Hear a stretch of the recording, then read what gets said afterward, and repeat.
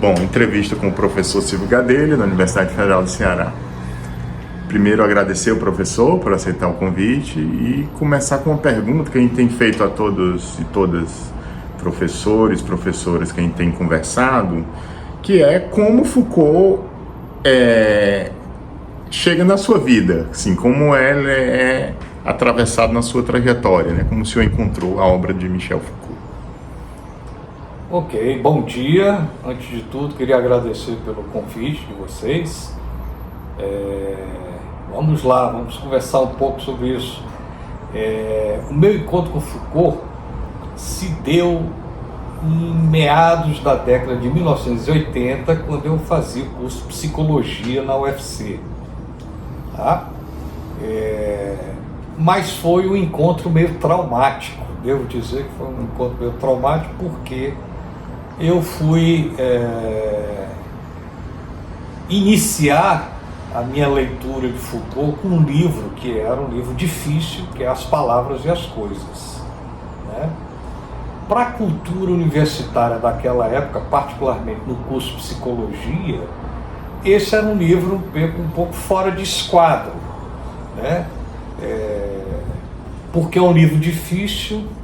A escrita da época era escrita, parecia que era um certo modismo, talvez pela onda estruturalista, uma coisa meio hermética, meio rococó, uma escrita rebuscada. E até curioso, depois lendo a biografia do Foucault, né, eu vi que o livro foi um sucesso editorial, um negócio impressionante, né? Levas sucessivas de novas edições em pouquíssimo tempo. Eu falei, caramba, essa juventude universitária daquela época estava afiada para dar conta desse livro dessa maneira. Mas enfim, então, para o ambiente que a gente respirava, que a gente vivia, inclusive na militância política, no movimento estudantil daquela época, era um livro muito atípico, né? Eu acho que assim, a gente não estava pronto ainda para fazer essa incursão. Eu, né, quando eu falo assim, eu e muitos colegas meus também, nós estávamos prontos ainda para absorver aquilo, né?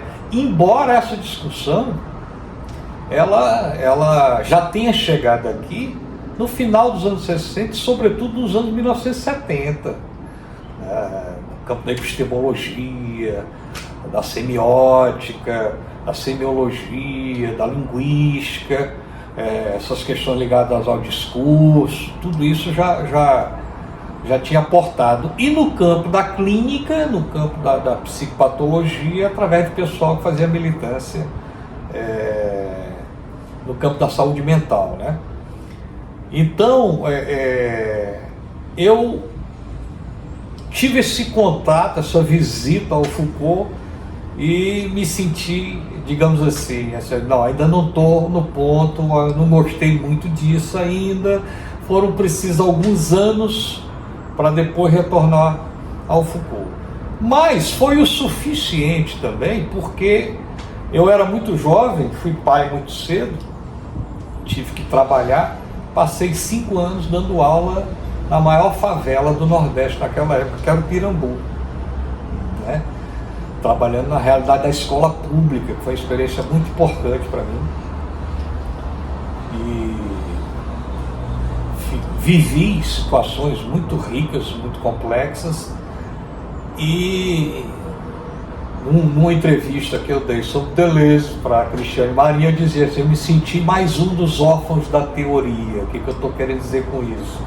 Que naquela época, no campo da teorização educacional brasileira, nós vivíamos o que seria o que a Lúcia Aranha chama do otimismo dialético em educação. Você tinha o pessoal que era mais ligado às orientações do Moacir Gadotti, e você tinha do outro lado a tal da pedagogia crítico-social dos conteúdos, com Libânio e com Derneval Saviani. A referência era dialética, ambas demasiado humanistas, e ambas comungando disso que a própria Lúcia Aranha chama de um otimismo dialético em educação, tá? Mas eu falei que a gente se sentia órfão da teoria porque a maioria das obras, dos livros que fizeram a cabeça de toda uma geração nos anos 80, pelo menos naquela mais ligada à educação, eram os títulos, era educação, Estado e sociedade, educação e poder, ideologia e luta de classes, eram macroestruturas racionalizantes com pretensões de leituras exaustivas que dessem conta do todo, essa coisa que é típica, né, do quem esposa essa referência, né, do materialismo histórico dialético, esse negócio todo. E eu vivia situações muito pontuais e localizadas no meu dia a dia na escola pública, como professor e depois como coordenador, e eu não me senti desamparado por esse tipo de teorização. Faltava uma teoria que desse conta das empiricidades, tá entendendo? Coisas mais concretas. E isso aí eu fui redescobrir, voltando a ler o Michel Foucault, mas numa chave agora mais genealógica do que arqueológica. Isso facilitou, né? Isso fez a mediação para que eu voltasse de novo a valorizar o Michel Foucault, né? Então, diga, finalmente apareceu alguém que me dá elementos para pensar o que seria a microfísica do poder, né? As relações entre saber e poder, enfim, essa história que não tem exterioridade entre saber e poder, enfim. Agora, já começa um outro processo, isso é um efeito em mim, que eu acho, né? Acho que deve ter acontecido com muita gente também. Já começa um processo onde também você, de certa maneira, vai virando um estrangeiro nas áreas da educação, porque quase todo mundo é dialético e humanista, né? Quase todo mundo vive um ambiente universitário durante seus anos de formação, que é extremamente moralizado, é o bem e o mal, o bandido e o mocinho, né? A luta de classes, ou você ou, como diz o Deleuze, né? São disjunções exclusivas, então você, ou seja, e você começa a perceber que a realidade não é assim, o real não funciona dessa maneira. Então, você está precisando de abordagens teórico-filosóficas, metodológicas, que lhe proponham outra inteligibilidade dessas questões. E isso me levou de volta para o Foucault, e foi um encontro maravilhoso, digamos assim, né? Um pouco mais tarde, quando eu fui fazer, morei 7 anos em São Paulo, eu comecei a devorar toda uma literatura institucionalista, que aqui é quase ninguém.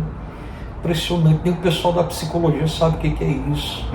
Os cursos de formação, nem no campo da psicologia social se valorizava essa tradição institucionalista francesa, que faz também encontro com o interacionismo simbólico, a Escola Antropológica do Interacionismo Simbólico de Chicago, com a antipsiquiatria do Lang, do Cooper, do Thomas Ages, dos Estados Unidos, toda uma literatura que trata de questões que o Foucault colocaria como dizendo respeito ao processo de normalização e medicalização da sociedade, né?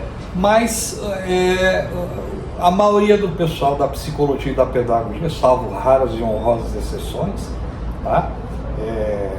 Nunca se interessou muito por isso, não bebeu disso, né? A gente se viu numa posição um pouco mais interessante por conta da ditadura argentina, uma leva significativa de psicanalistas muito politizados e engajados tiveram que fugir da Argentina, e alguns foram para Porto Alegre, outros para o Rio, outros para São Paulo.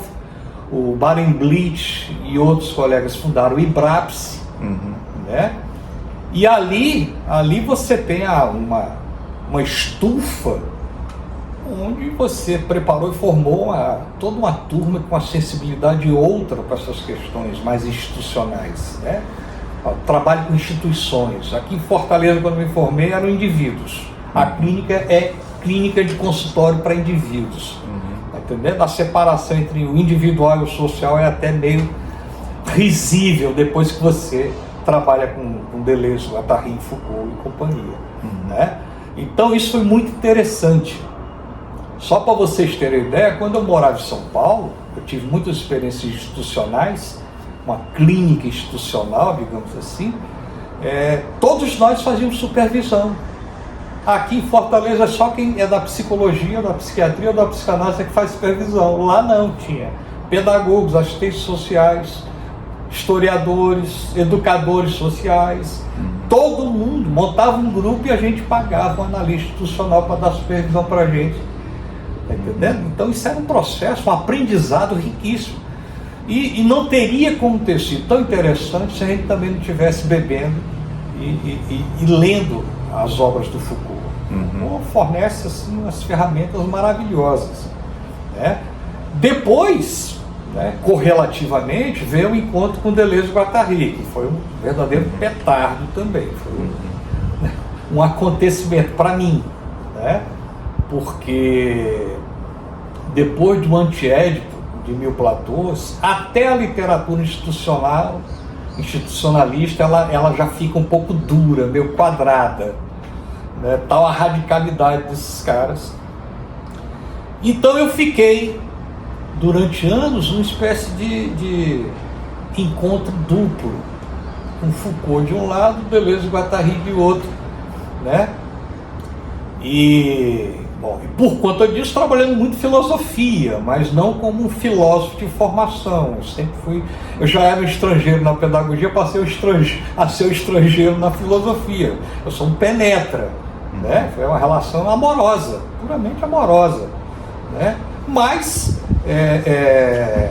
trabalhando sempre através de experimentações, da invenção e experimentação. Tem uma cor do Deleuze que eu acho genial, que é Bergson, Deleuze, Zourabi e Chili, que é o possível você não tem antes de ter inventado. Então isso assim, é um mantra que eu acho assim, fantástico, que sempre animou a minha vida profissional e a minha vida como professor na universidade, né? Então, e quem experimenta, quem quer inventar algo, tem que experimentar, e quem experimenta corre riscos. Nós estamos chegando num ponto hoje que ninguém corre mais riscos nas universidades. Isso pode nos remeter mais tarde, quando a gente for discutir a ética e Michel Foucault, questões ligadas à coragem de verdade, à parresia, cuidar de si, uma série de outras coisas, né? Bom, acho que já deu para... E professor, o senhor trabalha o tema da biopolítica há muito tempo, né? A gente foi ver um pouco do seu histórico. O senhor tem livros sobre política e educação, governamentalidade e pedagogia, né? Então, eu queria saber como é que foi esse processo para o senhor de se aproximar desse conceito do Foucault, né? E como é que foi esse processo também de atualização, de certa forma, não sei se a palavra é essa, mas vou usar mesmo assim, né? Porque a obra do Foucault foi tendo muitas edições novas surgindo, né? E como você disse, você leu As Palavras e as Coisas no período da sua formação em psicologia, nos anos 70, 80, né? Mas... Começo dos anos 80. Começo dos 80, né? Mas depois a obra do Foucault foi passando por novas edições. De repente lia História da Loucura, Palavras e as Coisas, Microfísica do Poder, Vigiar e Punir, Arqueologia do Saber, eram esses os livros que a gente lia, né? Depois surge História da Sexualidade também, né? Depois surge aí os ditos escritos, nos anos 90, né? Depois os cursos do Collège de France, depois, agora começam a sair cursos dos anos 50, Clermont-Ferrand, né? Então, um pouco, eu queria ouvi-lo sobre esse processo de atualização da obra do Foucault e também a sua relação com a biopolítica, né? Então, o senhor trabalhou esse tema na educação. Vamos lá, né? Quando eu falei para vocês aqui que eu retornei à leitura de Foucault, né, sempre tudo na minha vida eu devo muito aos meus intercessores, tanto, né, autores como colegas, pesquisadores, grandes mestres, professores que eu tive a felicidade de compartilhar, não só do ensino deles, mas da amizade também. Eu destaco aqui o Roberto Machado, né? Foi um acontecimento da minha vida, porque tivemos aqui o que eu chamo dos tempos heróicos, que a gente fez o Nietzsche Deleuze aqui em Fortaleza. Né? Aquilo foi muito importante, primeiro porque a a gente fez um evento, olha só, nenhum de nós tinha formação em filosofia, todos éramos penetras, estrangeiros, né? Ousando fazer um evento de filosofia, marginal, né? Usando pensadores que nem todos reconheciam, respeitavam ainda, tá? E a gente conseguiu reunir nosso público pessoas da área do cinema, da dança, das artes plásticas. Era um negócio fantástico, né? Porque não era só uma coisa, virou um espaço público plural, heteróclito, muito potente, né? Para mim tudo isso tem a ver com Foucault. Estou falando essas coisas porque para mim isso tudo tem Foucault e Deleuze latejando isso daí, né? E a gente conseguiu trazer o Aurélio Guerra, o Roberto Machado, que formaram muita gente, tiveram as marcas, deixaram suas marcas intensivas em muitos de nós, depois dos que não foram os nossos alunos, né? Então, essas questões, o Foucault arqueogenealogista cresceu muito para mim, e quando eu fui ler Em Defesa da Sociedade, Segurança do Território e População, foi outro terremoto, né? Porque a primeira aula Em Defesa da Sociedade, Foucault já faz uma espécie de acerto de contas com o que ele estava mexendo naquela época. Ele fez um balanço pessoal e ele fala da insurreição dos saberes sujeitados. E aí eu me dei conta, meu Deus, quase toda a minha formação, né, meio que espontaneamente, foi bebendo justamente dos saberes sujeitados, né? Quer dizer, então eu valorizei muito isso e me deparei com o conceito de biopolítica. Aí eu tive uma intuição, eu falei, isso é um míssil, né? Assim, isso é um negócio, uma categoria, um conceito novo e potente demais. Eu acho que o pessoal não entendeu ainda, não caiu a ficha, né? Então eu vou tentar enfrentar esse conceito, tentar falar disso de uma maneira acessível, didática, e como Foucault passou a escrever, tá? A escrita já não é mais das palavras e das coisas. A partir de Vigiar e Punir já muda completamente o texto do Foucault, né? E vou tentar fazer isso, né? Encontrar, seria possível pensar a educação em termos biopolíticos. Aí eu tive outra intuição que foi muito legal, que foi explorar a Era Vargas, né? Então isso me obrigou a fazer algumas pesquisas históricas, as leituras de história do Brasil, que eu era descobri muito ignorante, isso foi fantástico também, né? E depois eu vou dizer também outro efeito em termos de pesquisa, né? Disso daí. E aí eu consegui, através de queridos colegas, o Silvio Galo me apresentou ao Alfredo Veiga Neto na reunião da Amped, e eu manifestei o meu desejo, o meu intuito de fazer uma pesquisa dessa, de biopolítica e educação. Ele coordenava uma coleção na Editora Autêntica chamado Temas e Educação. Então a ideia era colocar biopolítica e educação. Só que eu me empolguei tanto, né? Fui perdendo o controle, né? Diz Orlando, né? Você foi cavalgar a vassoura da bruxa. Perdi o controle e o livro foi ficando grande demais e começou a fugir do perfil né? E aí, finalmente, outro grande querido amigo, que era o Walter Coan, falou assim, não, publica na minha coleção, né? Cada um deles coordenava uma coleção da Autêntica. Bom, e aí tudo se resolveu bem, né? Pela grandeza dessas pessoas que são muito caras e queridas, e o livro saiu, e o livro teve uma recepção muito legal. Fiquei impressionado, assim, né? Esgotou rápido, né? E me ajudou, digamos assim, a me fazer um pouco mais presente nessas discussões, desde então, ligadas ao campo da biopolítica e educação. Depois, né, claro, tabela por consequência, as questões ligadas à governamentalidade neoliberal, enfim, tudo que cerca essas discussões são atualíssimas hoje, né? E não sei se eu esqueci alguma coisa que você perguntou.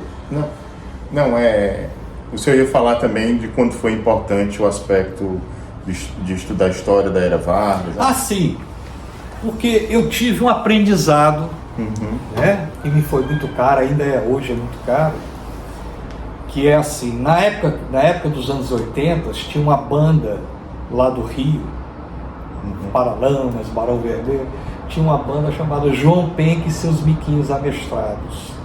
E tinha uma coisa que começou a me inquietar na produção, no campo dos estudos Foucaultianos no Brasil, que era a gente fazendo muito comentário de Foucault, que é uma prática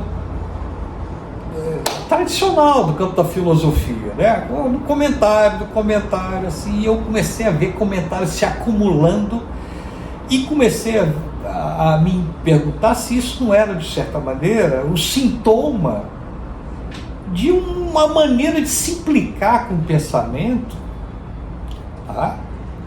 Mesmo desses grandes mestres, como Deleuze, Foucault, que nos eram tão caros, mas uma maneira de se implicar que eu achava assim, né, que inclusive não era muito espírito do que a gente aprendeu com eles, tá entendendo? Uma espécie de zona de conforto? É uma espécie de mimetismo, com autores legais, bacanas, ousados e tudo, mas era uma espécie de mimetismo e que nos colocava, de certa maneira, numa posição de certo conforto, uma certa preguiça também, até um receio de correr riscos, né? E achei, então, que aí caiu a ficha, eu falei, mas porque nos falta também, para esses caras, vocês sabem disso, né? Para o Deleuze, para o Foucault, o que move o pensamento é o problema. Eles estão muito mais atentos ao que instiga a pensar, ao que nos dá o que pensar, do que as soluções ou respostas dos problemas que nós colocamos. Mas nós talvez não estivéssemos posicionando nossos próprios problemas. Aí é que está a relação de um certo assujeitamento teórico, filosófico da nossa formação, tá certo? E aí eu falei assim, para sair disso, dessa posição, para não nos tornarmos, fazer do Foucault o João Penca e fazer de nós mesmos seus miquinhos amestrados, a gente tem que sair desse tipo de relação, né? E eu senti um pouco a possibilidade disso quando eu fui estudar um pouco a história do Brasil. E dei conta da minha ignorância, de quanto foi importante essas questões todas que passaram na Era Vargas. Está entendendo? Porque a biopolítica, rigorosamente falando, ela pressupõe a constituição de uma população. Está entendendo? Até para que o Estado se dê conta que é importante desenvolver biopolíticas usando biopoderes para majorar as forças da população, que são forças do Estado. Isso só aconteceu no Brasil na Era Vargas. Está entendendo? Então, hoje, digamos assim, vamos passar aqui. Hoje eu acho que essas discussões estão muito ligadas a isso. Acho muito legal que esteja acontecendo. O pessoal pensando nessas questões da pós-colonialidade, decolonialidade, né? E vendo também que é necessário ler outros autores que trabalham, tá certo? A partir de Foucault, ou em diálogo com Michel Foucault, o Achille Mbembe, por exemplo, né? Que pega a biopolítica e foca só no aspecto dela, que é o aspecto negativo, que é a tanatopolítica ou a necropolítica. Mas o SUS é biopolítica. Vocês imaginam se não tivesse o SUS no Brasil na época da pandemia, né? A gente morreram mais de 500 mil de pessoas no Brasil. Se não tivesse o SUS, aí você ia ver a coisa. Então, a gente, porque eu acho também entra num certo maniqueísmo, que às vezes o pessoal só... Não, biopolítica virou tanatopolítica ou necropolítica, ponto. E você perde de vista que não é bem assim.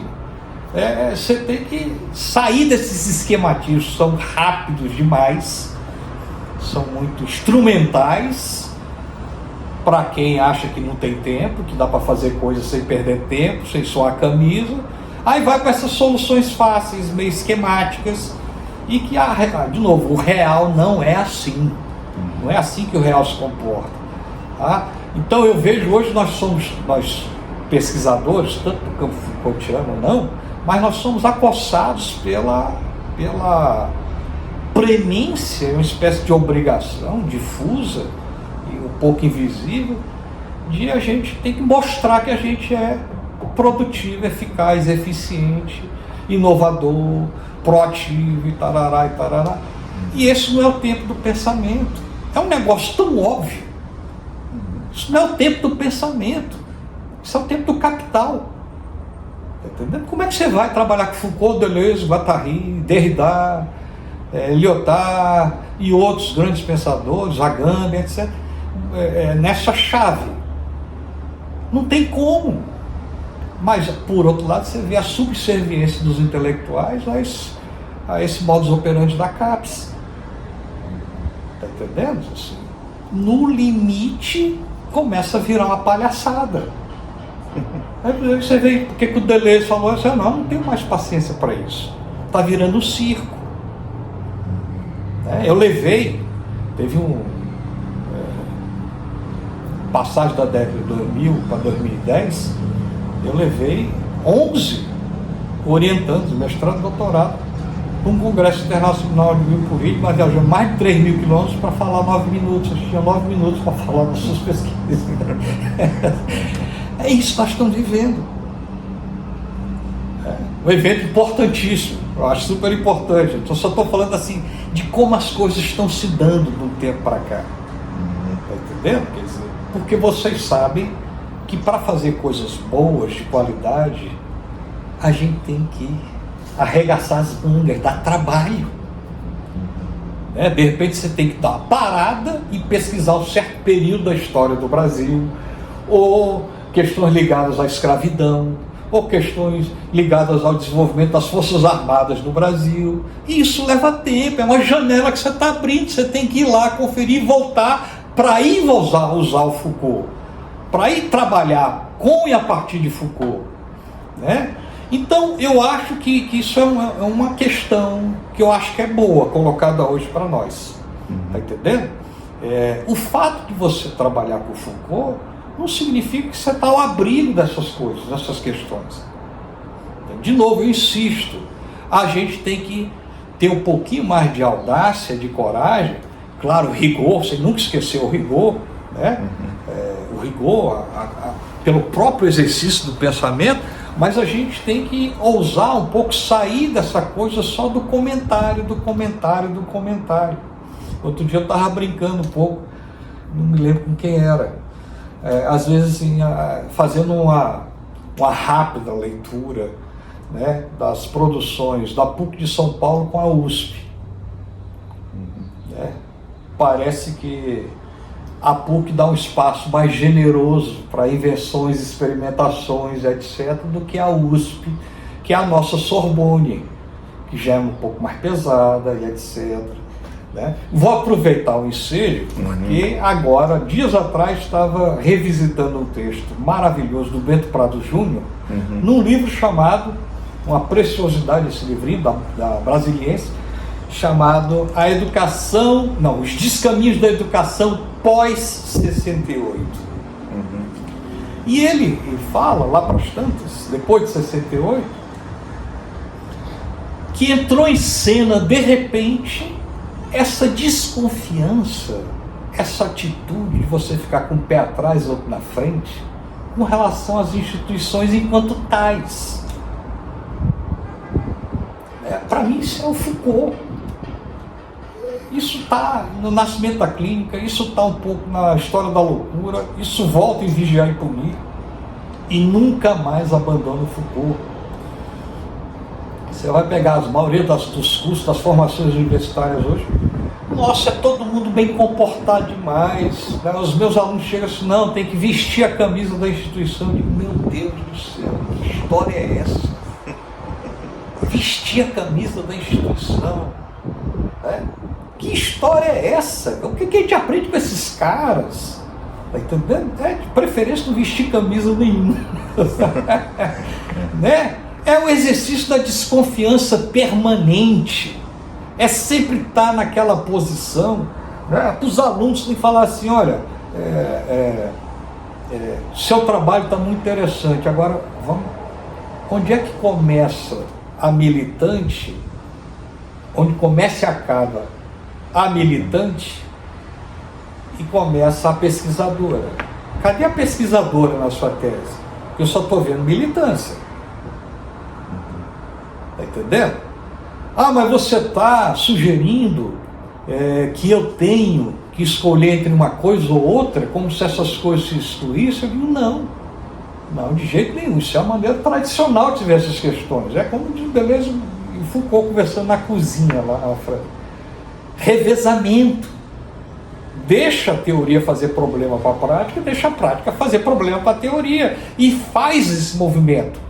Mostra como esse movimento se processa. Né? Porque também isso é uma coisa mais recente, de uns anos para cá, tá entendendo? Mesmo movimentos que eu valorizo muito, e de princípio eu estou junto, tá? Eu tento me posicionar, por exemplo, nos movimentos minoritários, mas estão ficando movimentos identitários. A diferença está sendo sacrificada e reterritorializada. Aliás, a identidade está se reterritorializando daquilo que deveria ser a diferença. A gente beira certos fundamentalismos, ou o que o Deleuze-Guattari, em entrevista lá depois do lançamento do Antiético, chamava de microfascismo de esquerda. Né? Quer dizer, eu acho que são questões atualíssimas, né? Mas a urgência das ruas, de novo, não é a urgência do pensamento. Né? Se bem que em certa medida, em certos termos, o pensamento não pode perder a conexão com a movência do real, mas ele também, né, o tempo do pensamento não é o tempo da militância, não é o tempo de ir para a rua, regurgitar palavras de ordem, jargões, clichês, né? Tanto por Deleuze como por Foucault, a filosofia combate a doxa. E ela não pode pensar que a doxa está fora da universidade. A doxa habita a própria filosofia de dentro. Então, assim, ninguém está ao abrigo disso, dos clichês, do jargão e das palavras de ordem, né? Então, assim, eu vejo, às vezes, jovens pesquisadores que estão, como é que se diz, se tiver esse encontro mais recente, muito rápido, né? Com esses pensadores,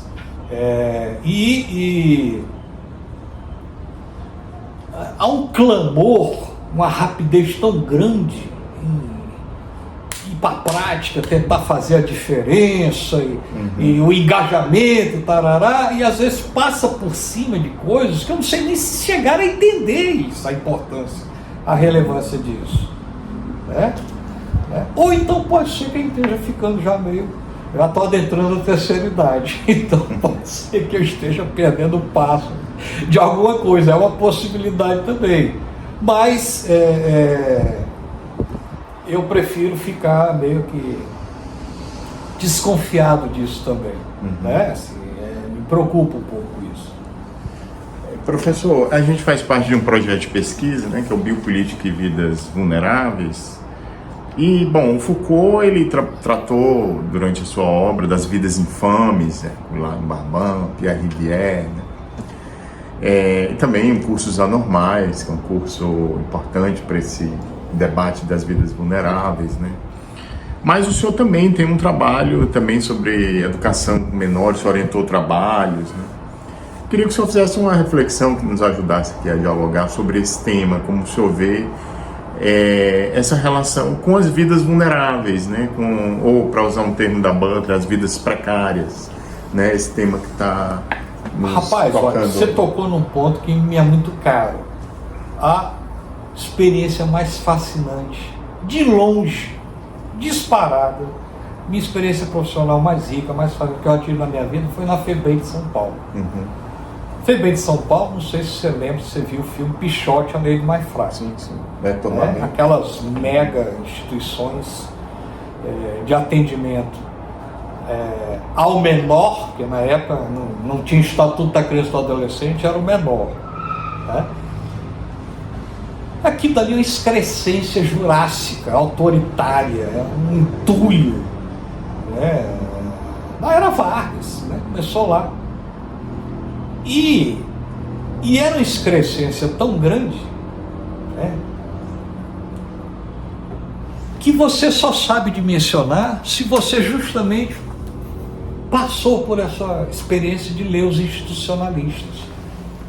O quanto eles ensinam o que é uma dinâmica institucional, né? As perversões institucionais, o que seria o inconsciente institucional, as relações de saber e poder dentro das instituições, com essas populações e etc. Então, o que foi o mais forte, intenso e bonito dessa experiência? Foi que a gente conseguiu montar um time lá, um grupo muito bom e que partilhava, tinha suas afinidades eletivas, e a nossa missão era assim: vamos desmontar a FEBEM de dentro, tá? Vamos desmontar a FEBEM, vamos pegar essa garotada, reuni-los em grupos de 15 com uma equipe pedagógica, vamos colocá-los em casas da comunidade, próximas da vara da infância e da juventude, onde corre o processo dessa criança, para agilizar os fluxos, tá? E para poder peitar o poder judiciário, o juiz de menor, que era o todo-poderoso na época, tá certo? Com as nossas práticas e saberes, né? Não sujeitados, que iam colocar a norma disciplinar e biopolítica em choque com a norma jurídica, e vamos ver se a gente desinstitucionaliza essa garotada dentro do possível, né? E aí tem uma informação que pouca gente sabe. A nossa proposta, na época, eu estou falando proposta de cuidados da criança e do adolescente em abrigos, né? Isso é uma linguagem mais atual, pós-estatuto. Naquela época não era bem assim, mas é uma das mais avançadas no Brasil. Nasceu nesse purão, nesse inferno jurássico que era a FEBEM, nosso grupo. Depois foi publicado nos cadernos da PUC, mas a proposta era nossa, tá entendendo? E por isso nós fomos 11 demitidos, uma lapada só, né? Eu tenho um orgulho até hoje de ter pertencido a esse grupo, ter feito. O meu mestrado é a história dessa experiência, é o meu acerto de contas com isso. Agora você estava falando assim, como é que é trabalhar com esse tipo de coisa? É muito difícil, é muito duro, né? Sobretudo para quem está na ponta, que são os professores e os educadores. Depois para os técnicos que deveriam estar dando assistência e retaguarda para essas pessoas. As pessoas envelhecem precocemente, fazem sintoma, produzem sintoma, ficam desamparadas e não foram preparadas nas suas formações para lidar com uma realidade tão braba como essa. Vão para Gaza. O que a gente vai fazer em Gaza? Ou para o Rio Grande do Sul agora, onde está. Você trabalhar com pessoas que perderam tudo, perderam suas casas, né? Quer dizer, é uma realidade completamente atípica. É a realidade das nossas grandes cidades, só que com um público, uma clientela que muita gente está completamente desconectada, a gente não sabe como eles vivem, né? Qual é a realidade deles, essas coisas todas. Então é muito complicado, muito difícil. E eu digo para você, nem todo mundo tem estrutura para lidar com isso. Eu sou uma dessas pessoas que, depois de passar 5 anos lá no Pirambu, dando aula em escola pública, depois de ter passado 1 ano e meio subindo e descendo as favelas de Diadema, tentando aprovar o Estatuto da Criança e Adolescente, e depois mais 1 ano e 4 meses na FEBEM de São Paulo, enfrentando, eu falei, agora eu vou estudar, até, não só porque eu preciso, para elaborar tudo isso que eu vivi, mas também porque eu tenho que me preservar.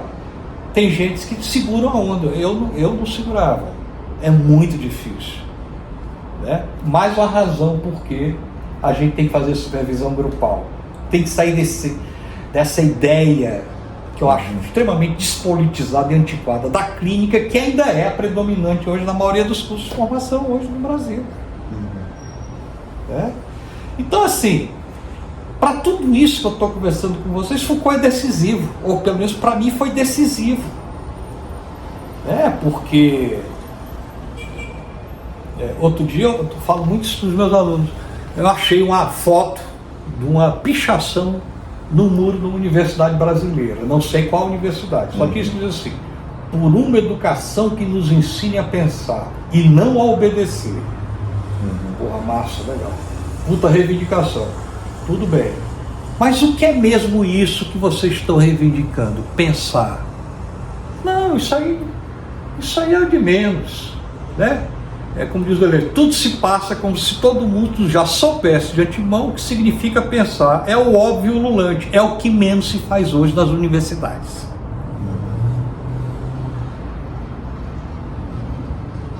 Quer dizer, caramba, você conseguiu chegar na universidade, um aluno conseguiu chegar lá, ainda, apesar dos pesares, é um espaço privilegiado para a gente fazer esses combates, ou para a gente exercitar isso, o pensamento. Mas vocês estão vendo, né? Em 92 o Deleuze vai dizer: a universidade está sendo tomada de assalto pela empresa. As pessoas que conduzem a universidade hoje são gestores, pessoal novo, profundamente inculto, ignorante, né? Não tem essa formação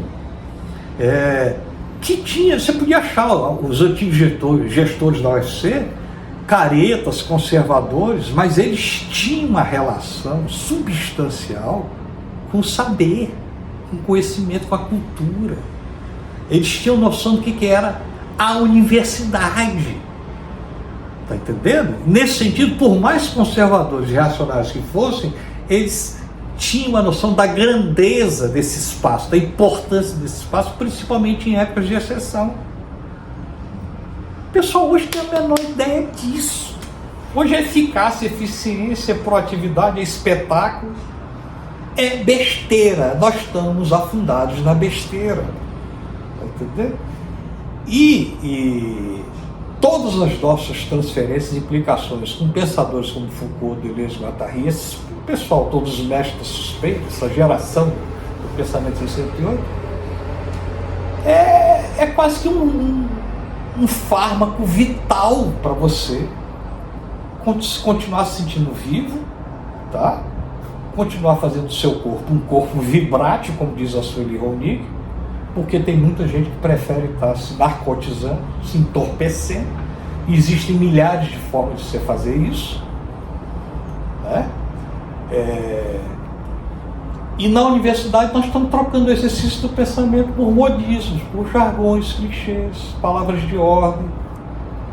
Está entendendo? Pode ser politicamente incorretos, mas até a rebeldia é careta. Outro dia eu estava lendo na Folha de São Paulo uma entrevista com o Ney Matogrosso, e Ney, o repórter lá: Ney, você, com a história que você tem, com tudo que você já fez, você pensa, a sua criação artística, como é que você vê esse negócio do movimento LGBTQ? Aí ele já assim deu uma sensação de enfado. Assim, cara, você acha que eu caibo na sopinha de letras?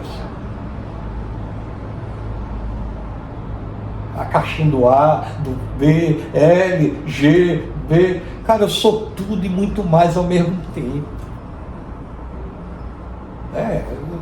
Eu estou entre.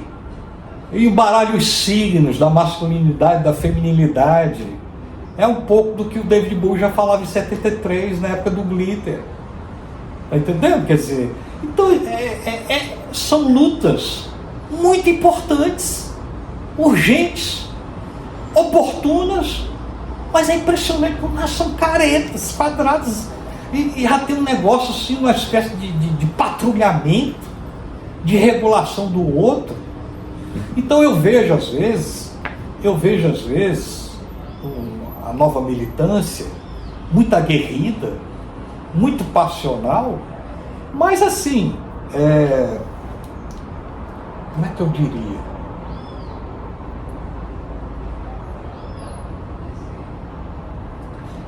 Esposando o empreendedorismo, cara.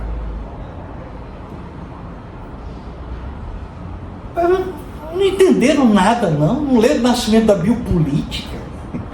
Tá entendendo? Olha, você sabe que o trabalho do Fukuyama, O Fim da História, aquela tese surgiu primeiro no artigo, depois virou livro, escandalizou todo mundo, né?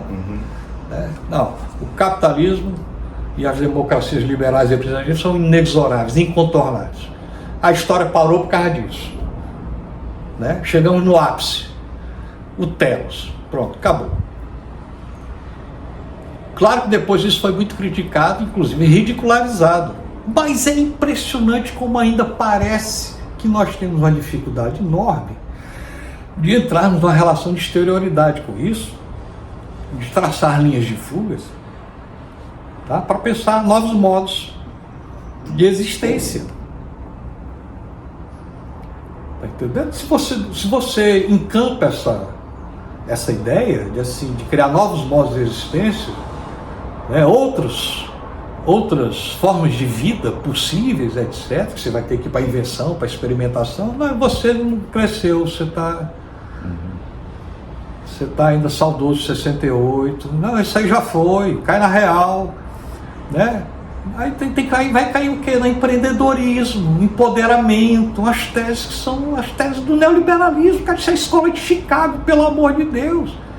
Eu estou escrevendo um texto agora que eu vou apresentar lá em breve, lá no Colóquio Foucault, que é justamente isso. O neoliberalismo, quando ele se apresenta, né, a partir de meados dos anos 70 para cá, ele esvazia a política, ele troca a política pela gestão.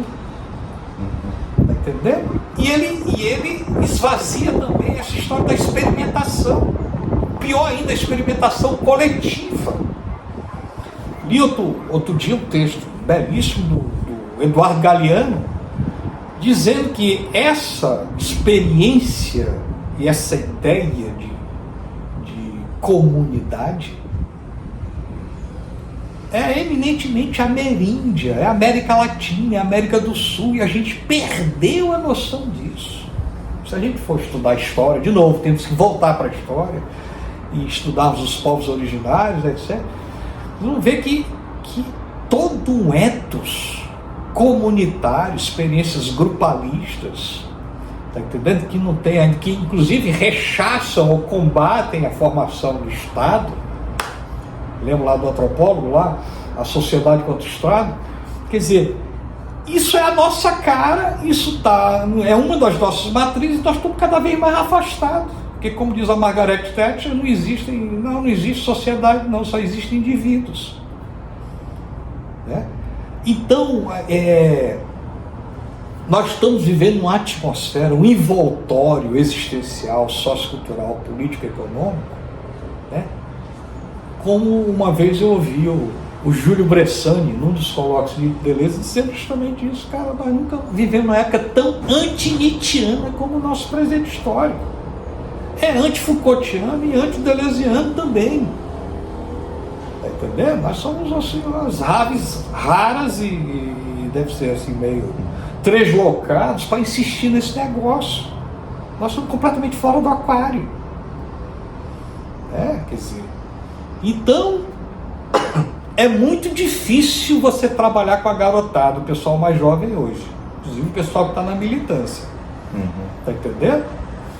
Porque eles não tiveram uma experiência que eu tive, vocês também, tá? De um tete-a-tete com um texto que é mediatizado, que tem uma temporalidade. Eles não têm mais nem a experiência da livre fruição da leitura. Por que você está lendo? É para escrever alguma coisa? Não. Eu estou curtindo. Estou aqui vivendo o êxtase de uma leitura completamente descompromissada. Ela não tem finalidade nenhuma, instrumental, concreta, funcional. É a pura fruição. Ouvi isso uma vez da Margaret Hago. né? Quer dizer, a gente ainda teve um tempo para curtir isso, isso fez parte da nossa formação.